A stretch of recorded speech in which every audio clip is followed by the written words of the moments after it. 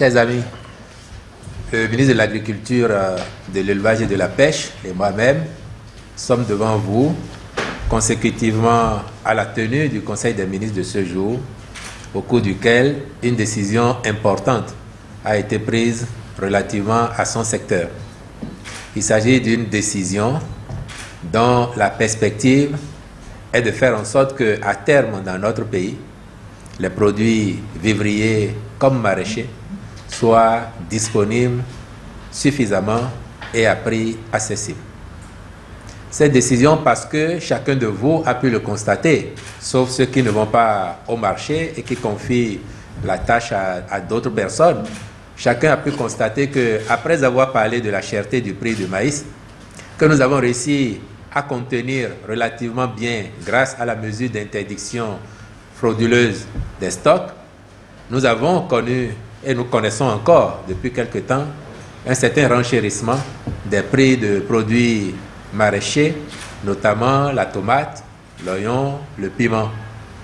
Et cela revient souvent de façon cyclique pour des raisons diverses. Le Conseil des ministres a adressé et une mesure majeure a été prise dans le sens de faire en sorte que sur les campagnes qui viennent, nous ne connaissions plus la même situation. Nous sommes au ministère de l'Agriculture. Je vais laisser le ministre de l'Agriculture vous livrer la substance de cette mesure et puis nous nous prêterons volontiers à vos questions de clarification. Merci. Oui, allez. Bien. Chers compatriotes, il est vrai, sur le marché aujourd'hui, les prix des produits maraîchers sont un peu tendus. Les raisons sont simples. C'est vrai que généralement, en cette période, les prix grimpent. Mais cette fois-ci, la tension est un peu plus forte. Parce qu'il a fait un sec de fin décembre à mai, qui ne venait pas souvent. Pendant ce temps aussi sec et chaud, la tomate ne fleurit pas bien. Et les quelques fruits que vous avez, donc, amènent les producteurs à élever le prix de vente.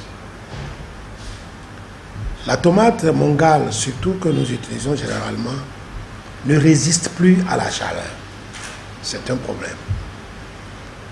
Je prends le cas de la carotte. Les gens sèment la carotte, mais ça ne pousse pas. Et les quelques planches où vous avez des plants de carottes qui sont là, ça ne grossit pas. C'est l'effet de la chaleur qui demande beaucoup d'investissement, beaucoup d'apport d'eau pour permettre aux plantes de sortir. L'autre chose, c'est que pour les légumes feuilles, généralement en cette période, c'est la vallée de l'Ouémé qui nous procure ça. Or, cette année, avec le temps qui a fait, la vallée de l'Ouémé également n'a pas pu sortir assez de produits. Ça a fait donc la diminution du prix. Je vais faire un parallèle rapide. On compare souvent cette situation au cas de Burkina, qui est un pays sec et eux, pourtant, ils font des produits qu'ils nous envoient. Vous allez remarquer que de janvier à mars, au Burkina, au moment où il fait très chaud ici, le climat est tempéré au Burkina. Par contre, à partir de mars, avril et mai, il fait si chaud là-bas que la production de tomates au Burkina aussi est très difficile. Et si nous en avions, c'est le moment de faire le flux vers le Burkina. C'est par rapport à toutes ces questions-là que nous voyons que les changements climatiques jouent maintenant beaucoup sur les possibilités de production. Ce faisant, il faut aller à des solutions résilientes. Des solutions résilientes. Si le matériel de plantation que nous avons a un coût peut-être de, je dis n'importe quoi, 3 000 francs de kilo de tomates, nous devons avoir du matériel à 10, 15, 20 000 francs de kilo de tomates, il vaut mieux aller là. Je parle de semences pour pouvoir gagner. Le gouvernement a regardé la situation et a dit, nous devons maintenant travailler pour la résilience. Il faut premièrement trouver du matériel performant, adapté au changement climatique. Il faut trouver des équipements qui permettent de gérer la question de température de production. Nous avons quelques projets et programmes qui travaillent déjà sur le terrain, qui ont fait développer des serres. Mais ça ne suffit pas. Aujourd'hui, si la technologie commence à être maîtrisée, il faut la généraliser. Nous avons la petite irrigation qui doit aujourd'hui maintenant faire école un peu partout où la chose est possible. On a fait des aménagements pour des maraîchers qui n'ont pas suffisamment bien porté. Il faut réhabiliter tous ces aménagements aujourd'hui avec un suivi plus rapproché et un conseil agricole dédié. De toutes les façons, nous allons, à travers ce projet d'un début de financement par des fonds de l'État béninois à hauteur de 10 milliards de francs, démarrer avec la mise en place de semences résilientes, semences maraîchères et semences vivrières, surtout de maïs. Oui, le porte-parole du gouvernement venait de faire observer que récemment, nous avons connu une crise de maïs, quand bien même la production n'était pas plus faible que les années antérieures, les rendements sont quand même bas, très bas, parce que le matériel que nous utilisons n'est pas performant.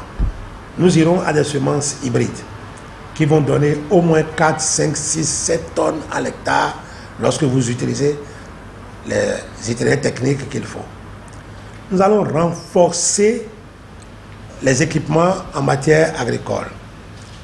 Et pour mettre tout cela en œuvre, nous disposons déjà quand même de structures appropriées. Regardez la Sonama.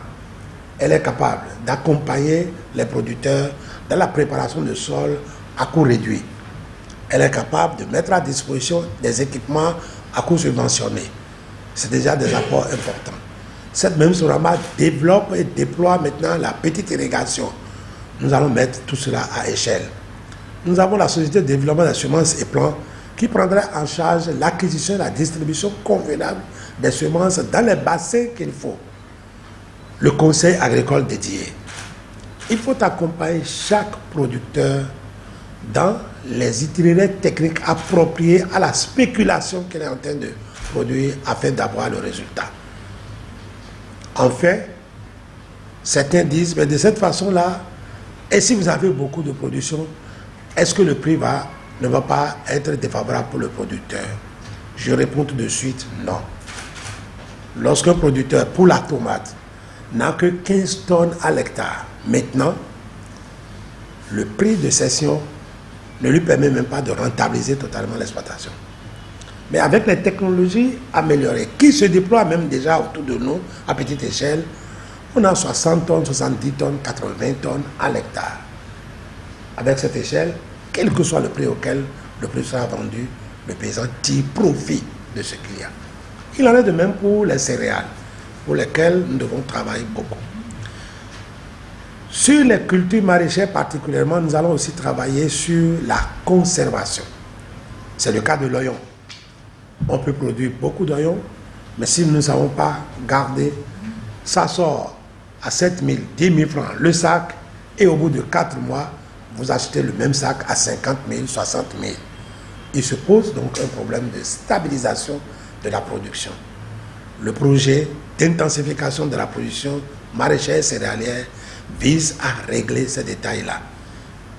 Au fur et à mesure que ce programme sera mis en œuvre et que les ressources arriveraient à manquer, l'État béninois souverain entend mettre la main à la poche pour renforcer notre capacité à produire. Tout le territoire national est concerné, mais chacun dans sa spécificité. Là où c'est le maïs, c'est le sorgho, c'est le mil qu'il faut produire, on s'attaquera à cela.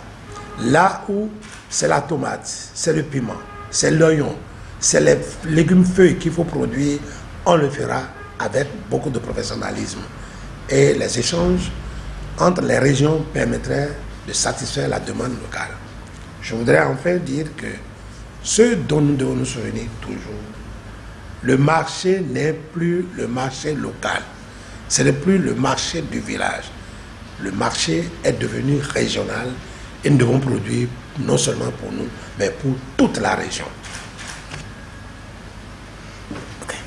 J'ajouterais peut-être, pour qu'on soit bien complet, si chacun a compris que ce programme spécial, il a une vocation, c'est de faire en sorte de renforcer notre sécurité alimentaire à travers la disponibilité permanente de vivriers, mais aussi de produits maraîchers.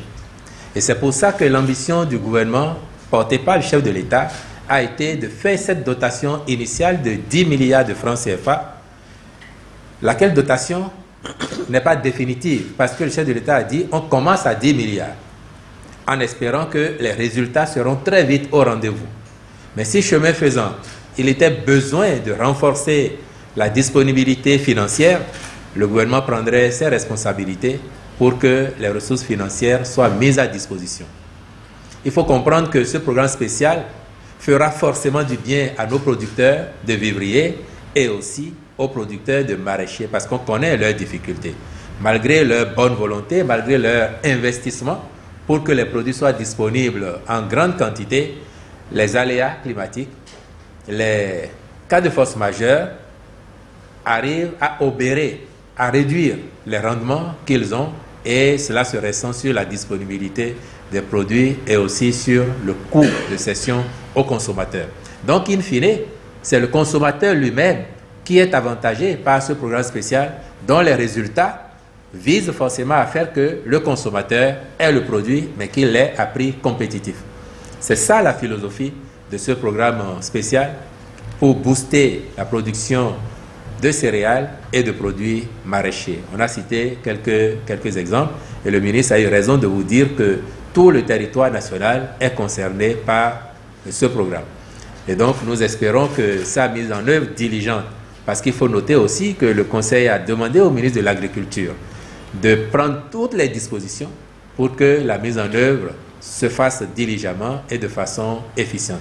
Donc nous espérons que avec sa mise en œuvre, l'année prochaine, à pareil moment, nous commencerons à ressentir les effets positifs de ce programme spécial et les années d'après, nous les ressentirons davantage, de sorte qu'on stabiliserait durablement la qualité de la production, mais aussi la quantité de la production céréalière et maraîchère chez nous, au bénéfice des consommateurs.